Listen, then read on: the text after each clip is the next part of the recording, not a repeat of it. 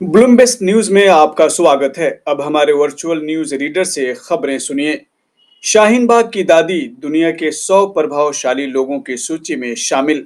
शाहीन बाग की 3 दबंग दादियों में से एक दादी, जिनका नाम बिल्किस है और जिनकी उम्र 82 साल है, दुनिया के 100 प्रभावशाली लोगों में शामिल हो गई हैं।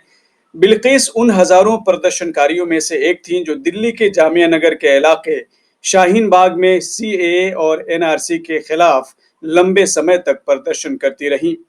शाहीन बाग का ये प्रदर्शन सबसे अधिक दिन तक चलने वाला और शांतिपूर्ण रहने वाला प्रदर्शन का प्रतीक बन गया। दुनिया के 100 प्रभावशाली लोगों की सूची में प्रधानमंत्री नरेंद्र मोदी का नाम भी शामिल है।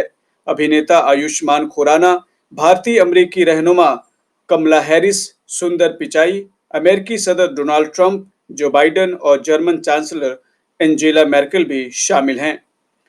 आलमी वबा कोरोना वायरस को लेकर प्रधानमंत्री नरेंद्र मोदी ने आज बुधवार को हाई लेवल मीटिंग की है। कर्नाटक, महाराष्ट्र, आंध्र प्रदेश, उत्तर प्रदेश, तमिलनाडु, दिल्ली और पंजाब समेत 7 राज्यों और केंद्र शासित प्रदेशों के मुख्यमंत्रियों और स्वास्थ्य मंत्रियों के साथ बातचीत हुई। इस बैठक में उन राज्यों को शामिल किया गया जो कोरोना वायरस से सबसे ज्यादा प्रभावित हैं।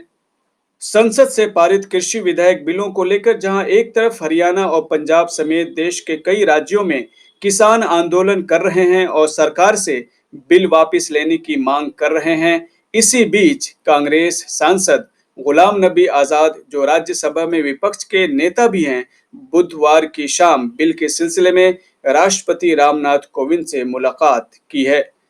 मंगलवार को जारी एक आदेश में सऊदी अरब की हुकूमत ने भारत, ब्राजील और अर्जेंटीना से आने और जाने वाले उड़ानों पर रोक लगा दी है और उसका कारण ये बताया गया है कि इन देशों में कोरोना वायरस के केसेस में लगातार इजाफा हो रहा है, जिसकी वजह से यात्रा को कुछ समय के लिए स्थगित कर दिया गया है।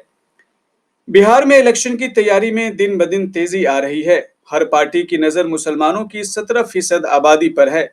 यही कारण है कि राजनीतिक दलों के साथ साथ अब मुस्लिम संगठनों ने भी ये मांग की है कि मुसलमानों को उनकी आबादी के हिसाब से टिकट दिया जाए। मुस्लिम लीडरशिप का मुद्दा कई राजनीतिक पार्टियों को मुश्किल में डाल सकता है।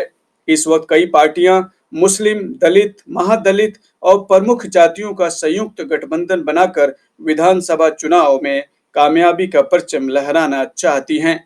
जाने माने समाज सेवी और आरजेडी की टिकट पर चुनाव लड़ने की तैयारी में लगे देवेंद्र भारती का मानना है कि समाज के वंचित वर्गों को अगर ये पार्टियां टिकट नहीं दे सकती तो उनका वोट भी उन्हें नहीं लेना चाहिए। देवेंद्र भारती ने कहा है कि समाज के सभी वर्गों को साथ लेकर चलने से ही बिहार आगे बढ़ेगा। तो ये थी दिन भर की महत्वपूर्ण खबरें। आपसे कल होगी मुलाकात।